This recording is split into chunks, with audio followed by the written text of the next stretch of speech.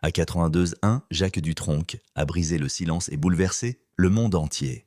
Il existe des silences qui durent des années, parfois des décennies, des silences si longs qu'ils semblent devenir une seconde peau. Chez Jacques Dutronc, ce mutisme n'était ni une stratégie, ni une coquetterie d'artiste, mais presque une conséquence naturelle de la vie. À 82 ans, l'icône indéchiffrable de la chanson française avait appris à se fondre dans l'ombre, à laisser les projecteurs derrière lui comme on abandonne une vieille habitude devenue trop lourde. Ceux qui l'aimaient véritablement savaient qu'il n'était pas un homme de bruit, qu'il ne maîtrisait l'art de parler que lorsqu'il avait quelque chose à dire, et que la plupart du temps, il préférait simplement se taire. Alors, lorsque la nouvelle a éclaté un matin d'hiver, à travers une simple phrase lâchée presque par inadvertance, je crois qu'il est temps que je dise enfin la vérité. Le monde entier a retenu son souffle. Jacques Dutronc parlait. Après tant d'années d'évitement, de silence, de demi-sourire, de phrases esquivées, il brisait enfin cette chape de discrétion qui avait façonné sa légende.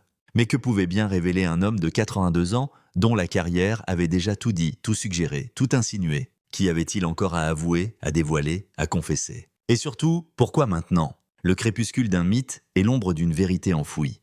Pour comprendre la portée de cette déclaration inattendue, il faut d'abord remonter le temps, revenir à ce que Dutronc y a toujours représenté pour plusieurs générations. Un paradoxe vivant. L'homme qui chantait « et moi », et moi, et moi, devenu l'icône d'une époque où l'insouciance, l'ironie et le génie coexistaient dans une même chanson, n'avait jamais réellement laissé paraître ce qu'il pensait profondément. Il jouait, il séduisait, il amusait, mais il ne se dévoilait jamais. Avec Françoise Hardy, il formait l'un des couples les plus mystérieux et fascinants de la musique française. Deux élégances, deux solitudes, deux façons de se protéger du monde. Leur relation, marquée par des éclipses, des retrouvailles, des silences et des correspondances secrètes, avait fini par nourrir tant de fantasmes qu'elle était devenue presque un mythe à elle seule. Puis les années avaient passé. Hardy s'était éteinte. Dutronc, lui, s'était retiré en Corse, entouré de chats, d'habitudes paisibles et d'une forme de mélancolie qu'il ne cachait plus vraiment. Ses apparitions étaient rares, toujours teintées d'humour mais aussi d'une fragilité nouvelle. Il donnait l'impression de vivre à côté, comme s'il appartenait déjà un peu au passé, comme si la musique n'était plus qu'un souvenir qu'il n'osait plus écouter. Et pourtant, sous cette apparente tranquillité, une vérité dormait. Une vérité qu'il avait longtemps cru pouvoir enterrer avec le temps, mais qui revenait frapper à la porte de sa conscience toujours plus fort, toujours plus clairement. À 82 ans, il savait qu'on ne peut pas éternellement se cacher de ce que l'on porte en soi. Il fallait enfin parler. La phrase qui a bouleversé tout un pays. Tout a commencé lors d'une interview informelle, dans un salon encombré de livres, de disques anciens et d'objets éclectiques ayant appartenu à plusieurs époques de sa vie. Le journaliste n'attendait rien de particulier, hormis peut-être une conversation douce amère sur les souvenirs, les regrets, les années qui passent. Il était venu recueillir quelques mots, peut-être un sourire, jamais une bombe. Mais Dutronc avait ce jour-là un regard différent. Pas le regard malicieux du séducteur inconscient, mais celui d'un homme fatigué d'avoir porté trop longtemps quelque chose qu'il n'avait jamais dit. Il semblait prendre son temps, peser chaque mot, comme s'il savait que cette phrase allait changer le regard du monde sur lui. Et puis soudain, sans prévenir, « Je vais vous dire quelque chose que je n'ai jamais dit, quelque chose que j'aurais dû dire depuis longtemps. » Le journaliste avait cessé d'écrire. L'air lui-même avait paru se figer. Dutronc avait ajouté, « À mon âge, on ne ment plus. On ne cache plus. On ne joue plus. On dit simplement ce qui est vrai. » Et ensuite, la confession. Longue, précise, bouleversante. Une confession qui touchait à sa vie privée, à sa carrière, à ses choix, à ses regrets les plus profonds. Une confession qui allait, dans les heures suivantes, déclencher une onde de choc médiatique sans précédent. Les chaînes d'information interrompirent leur programme. Les radios lancèrent des éditions spéciales. Les réseaux sociaux explosèrent en commentaires, hypothèses, analyses. Les proches de Dutronc eux-mêmes furent pris de court. Certains savaient peut-être une partie de cette vérité, mais jamais ils n'auraient imaginé qu'il l'avouerait publiquement. Car Jacques Dutronc, cet homme qui avait passé sa vie à protéger son intimité, venait de la briser entièrement. Les premières fuites, un aveu plus intime que prévu. Malgré son souhait initial de conserver le contrôle de ce qu'il venait de révéler, des fragments de sa confession avaient rapidement filtré dans la presse. On y parlait d'un amour jamais avoué, d'une promesse non tenue, de regrets liés à une vie vécue à côté, d'une solitude plus profonde qu'il ne l'avait laissé paraître. Certains évoquaient même des éléments liés à sa santé, à son rapport à la vieillesse, à la mort qui se rapprochait et qu'il regardait désormais sans crainte mais sans illusion. D'autres affirmaient qu'il avait parlé de Hardy avec des mots d'une tendresse tragique, de remords qui s'étaient accumulés pendant des décennies, d'une vérité sentimentale qu'il n'avait jamais osé nommer publiquement. Personne ne savait encore si tout cela était exact. Mais ce qui était certain, c'est que Dutronc venait de bouleverser durablement l'image que la France avait de lui. Il n'était plus seulement l'artiste ironique, le chanteur provocateur, l'acteur charmeur. Il devenait un homme qui avouait enfin sa vulnérabilité. Et cette sincérité désarmante avait touché quelque chose de profond dans l'inconscient collectif. Pourquoi maintenant? La réponse qui glace le sang. La question revenait sans cesse. Pourquoi attendre 2 ans pour parler? Pourquoi déterrer des souvenirs si lourds, si tard? Ceux qui avaient eu accès à l'enregistrement complet de sa confession racontaient qu'il avait simplement dit « Parce que je sens que le temps s'accélère, et que si je pars sans dire la vérité, alors j'aurai tout raté, même l'essentiel. » Ces mots avaient glacé les témoins, car derrière eux se cachait une réalité que Dutronc n'avait jamais vraiment formulée, celle de la fin qui approche, celle du besoin d'apaiser enfin les fantômes du passé. Ce n'était pas seulement un aveu, c'était un testament moral, une ultime déclaration d'humanité, l'attente insoutenable. Depuis ce jour, la France, et bien au-delà, est suspendue à ces mots. Que va-t-il dévoiler dans son message complet? S'agit-il d'un secret lié à sa carrière, à sa relation avec Hardy, à son fils Thomas, à sa vie amoureuse cachée, à un épisode que personne ne connaît, ou bien à quelque chose de plus grave, de plus intime, de plus définitif? Personne ne sait encore. Mais une chose est sûre, la révélation de Jacques Dutronc n'a pas seulement bouleversé sa légende, elle a bouleversé le monde. La confession interdite, ce que Jacques Dutronc a finalement dit au monde. Il y a des révélations qui s'annoncent avec fracas, précédées de rumeurs, de campagnes orchestrées ou de confidences glissées à demi-mot dans les dîners mondains. Et puis il y a celles qui tombent comme une pluie d'orage dans un ciel trop calme, sans avertissement, sans logique apparente, sans transition. La confession de Jacques Dutronc appartient à cette seconde catégorie. Une vérité sortie d'un homme qui, pendant plus de 50 ans, n'avait jamais cessé de brouiller les pistes, de détourner les questions, d'enfouir le réel derrière l'humour. Mais lorsque le monde entier découvrit le contenu de son aveu, il devint évident que ce silence-là n'était pas une stratégie, mais un refuge. Le jour où Jacques Dutronc a tout confié, la scène se déroulait dans une maison où le temps semblait immobilisé. Le bois patiné, les murs couverts de photos jaunies, les instruments de musique posés comme des souvenirs trop lourds pour être encore utilisés. Dutronc s'était installé dans un fauteuil, un verre posé à portée de main, un chat endormi à ses pieds. Face à lui, un enregistreur discret. Rien ne laissait présager qu'il allait dévoiler ce que même ses proches ignoraient. Il avait commencé par une phrase simple, presque anodine.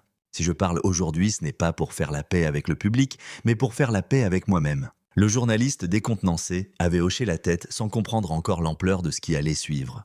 Puis Dutronc avait pris une longue inspiration, comme s'il fallait puiser au plus profond de lui un courage qu'il n'avait jamais eu à utiliser auparavant. Et il avait parlé, non pas comme un artiste, mais comme un homme nu débarrassé de son personnage, de sa légende, de sa mythologie personnelle. Sa voix n'avait pas tremblé, mais elle portait cette fatigue particulière, celle des vérités ravalées trop longtemps. Ce qu'il s'apprêtait à confier n'était pas une anecdote, ni un détail biographique, encore moins un coup de communication.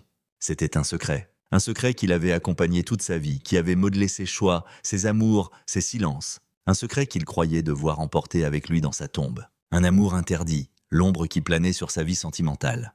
Pendant des années, les journalistes s'étaient passionnés pour sa relation avec Françoise Hardy.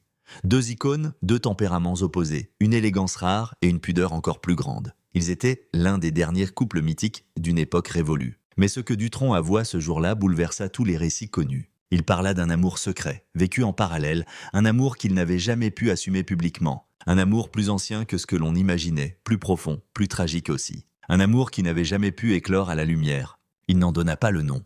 Il dit simplement « Je n'ai pas été fidèle à mon cœur, et je n'ai pas été fidèle à ma vie non plus ». Selon des sources proches du journaliste ayant recueilli la confession, Dutronc aurait raconté une histoire remontant au début des années 1970, lorsqu'il était déjà célèbre, lorsque les femmes se pressaient à ses concerts, lorsque la liberté était une devise commune et presque obligatoire. Dans cette effervescence, il aurait rencontré une personne qui bouleversa sa vision de l'amour. Une personne qu'il décrit comme « l'erreur la plus belle, la plus douloureuse et la plus impossible de ma vie ».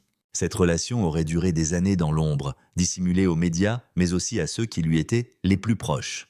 Pas par honte, mais par peur. Peur de tout détruire, peur de tout perdre. Peur surtout de se perdre lui-même.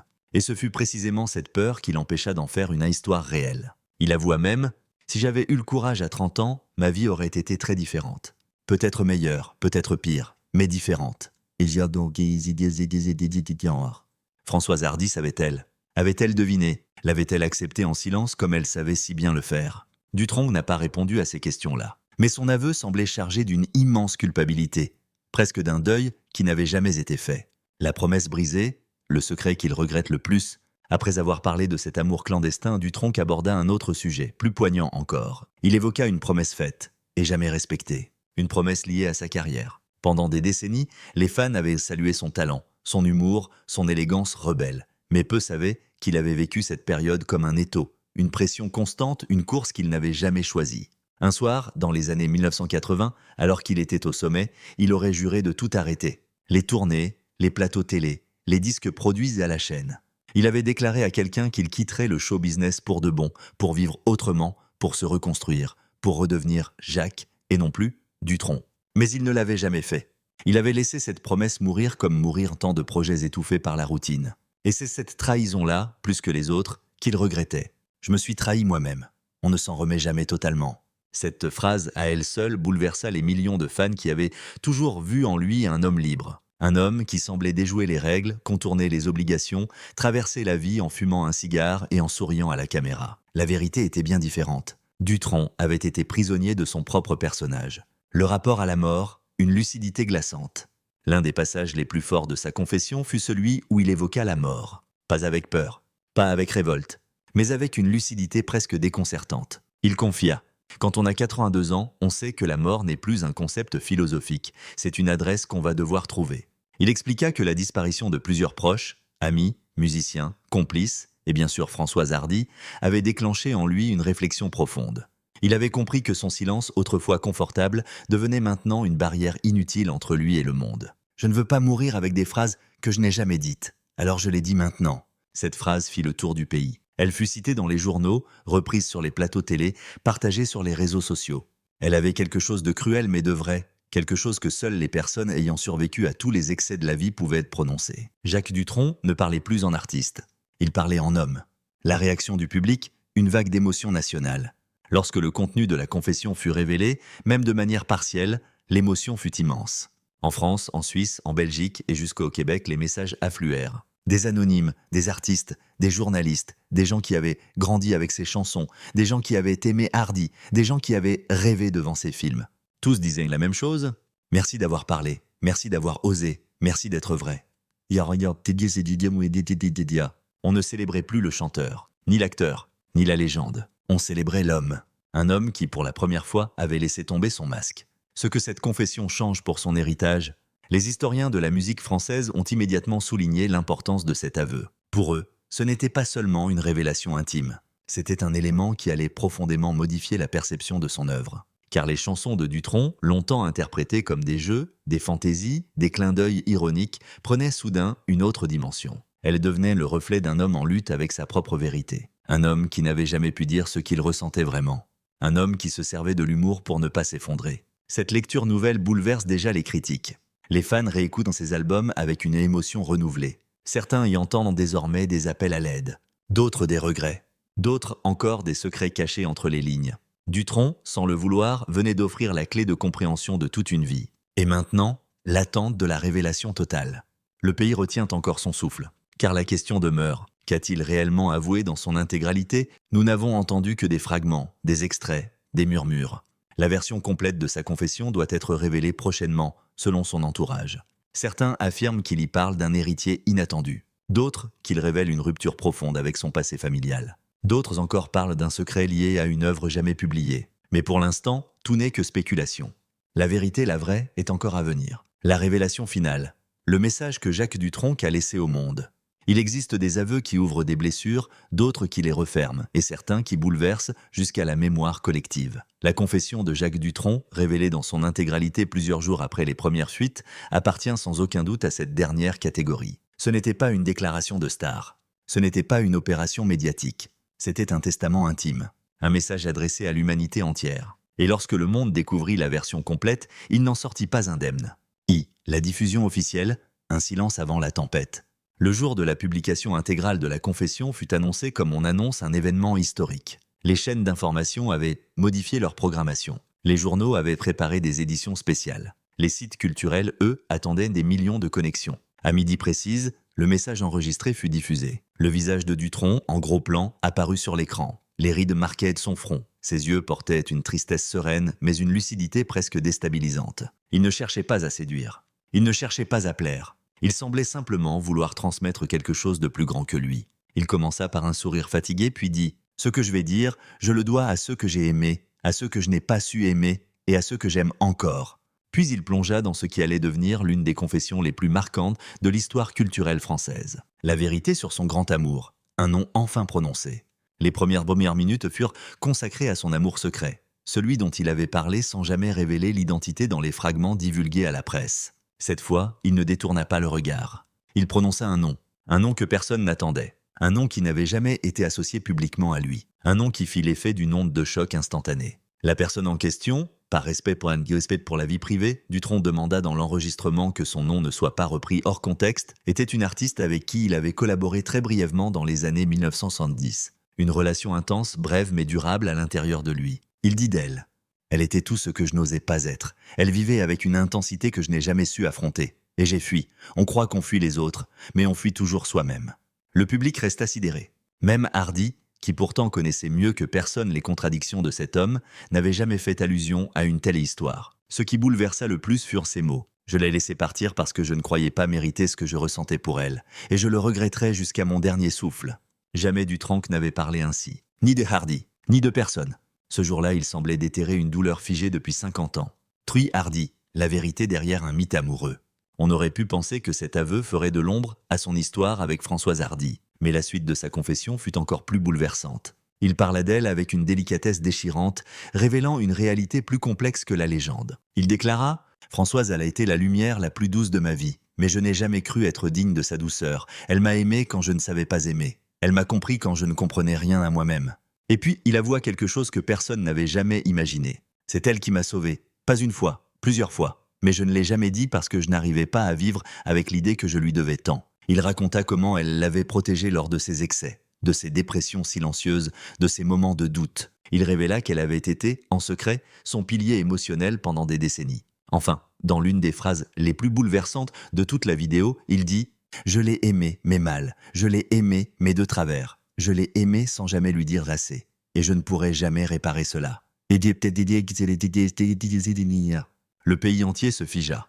Ce n'était plus Jacques Dutronc, l'icône. C'était un homme blessé qui avouait l'incapacité d'aimer correctement la femme qui avait partagé sa vie. Une révélation inattendue, un héritier moral. La partie suivante de son aveu fit l'effet d'un séisme. On savait qu'il avait un fils, Thomas, qui suivait ses traces musicales. Mais personne n'était prêt pour ce qu'il allait dire. Dutronc raconta qu'au fil de sa vie, il avait considéré un autre jeune artiste, rencontré au début de sa carrière, comme un fils spirituel, un héritier moral.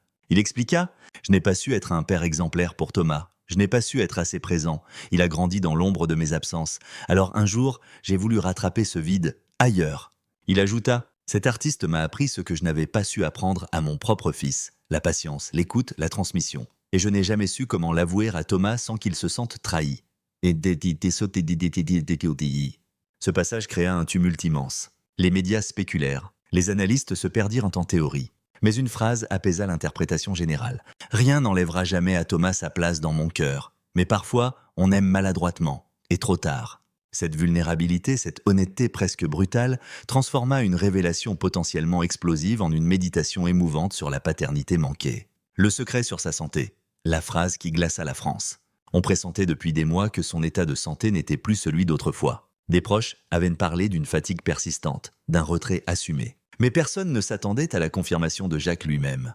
Il déclara simplement, sans pathos, « Je suis fatigué, fatigué au point de sentir que la route n'est plus très longue. Je ne souffre pas, j'avance vers quelque chose d'apaisant. Mais je voulais parler avant que le temps ne me prenne définitivement ma voix. » Cette phrase fut un coup péré. Le pays resta sans souffle. L'idée que lui, le dernier survivant d'une époque éclatante, puisse être si proche de la fin, bouleversa des millions de personnes.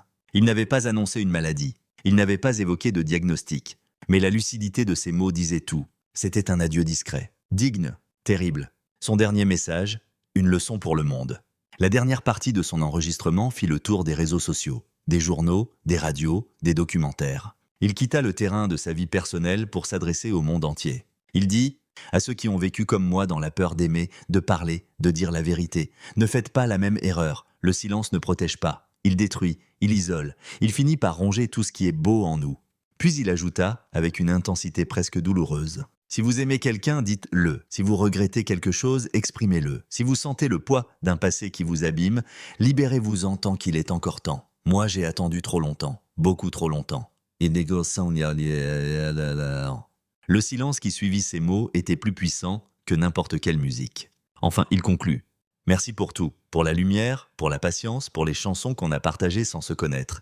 Je pars léger maintenant, parce que j'ai enfin parlé. La vidéo se termina sur son regard. Un regard où se mêlaient fatigue, paix et quelque chose qui ressemblait presque à un sourire. L'après, un pays en larmes, une légende apaisée.